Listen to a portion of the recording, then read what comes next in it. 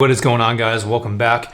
So today we're going to be talking about something a little bit different today, and this video is going to be more of a rant than really a tutorial, but there's one feature on Sony cameras that I feel like isn't really very well known, and that is the ability to lock out the controls and the buttons on the A7 III and the A7R III. Now, even though you can technically do it, unfortunately, it's also not a very useful feature in the way that it's implemented by Sony in the software. But I'm going to walk you guys through how to set it up in case it is something that you do want to use or play around with for yourself. But then I'm also going to walk you through why I think it's unfortunately, one of the most useless features on Sony cameras, specifically the A7 III and the A7R III.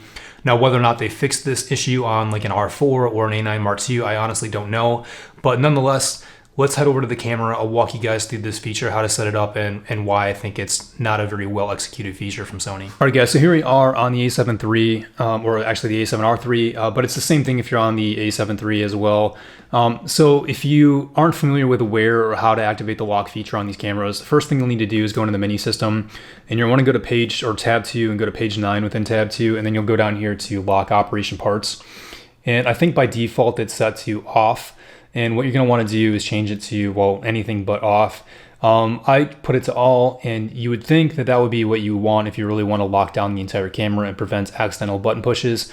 So when you do that, you can set it to all, get out of the menu system. Now, to actually activate the lock feature itself, what you need to do is hold down the function button. And if you hold it for like 3 or 4 seconds, you'll get a pop-up that tells you that the camera's been locked. So that seems like a great thing, right? However, okay, let's go through some of this. So let's look at the thumbstick, okay, or the joystick. That's locked down. You get a little pop-up that tells you that it's the camera's locked. If you try the front wheel, same thing, nothing changes. You get a little error that tells you it's locked. If you try the rear scroll wheel, same thing. But that's about where it ends. Pretty much everything else on this camera you can still use. So C1, you can still get into that. C2, you can get into that. C3, you can get into that. You guys get the idea. All the custom buttons are still available. The function menu is still available. You can still get into that. AF on, AEL, they still work.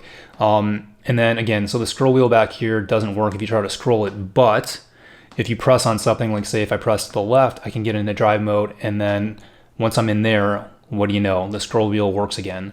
And so one of the common settings I find myself accidentally getting into when the camera's just hanging down on my side is this DRO bracket, high, low, whatever. And unfortunately, this is a kind of a giant pain in the ass, because with this one, it's kind of stealthy, because you won't even realize you're not in a normal shooting mode until like maybe an hour into your day and you start reviewing images. And if you look, it's actually taking a shit ton of images. It's not just taking one frame, it's taking like 3 every time, and it's bracketing based off of a dynamic range. It's almost, it's like a bracket, right? Like an exposure bracket.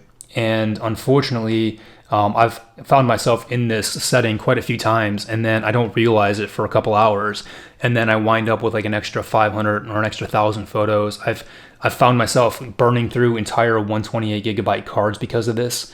So it's a pain in the ass, and I was really excited when I found out that these cameras do have a lock button feature, but then I was immediately disappointed again to find out that it's basically a useless feature, because it really doesn't lock you out of really anything.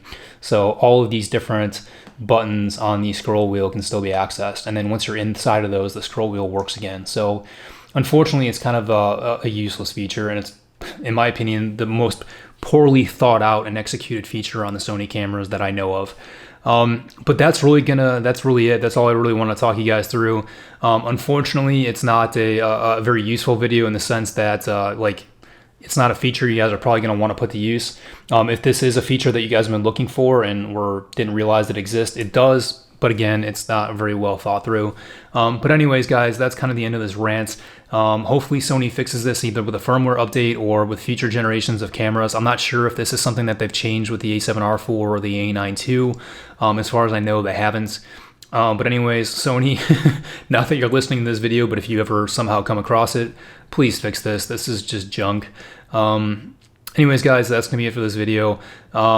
I guess if you found it useful, hit the thumbs up button, subscribe if you want to. I got more stuff coming out soon. And if you got questions, comments, anything, leave it down below. If you've maybe found a workaround to this that helps you from making accidental button presses, if there's something about this lock feature that I'm somehow missing, definitely leave those comments down below. Let me know. But otherwise, that's going to be it.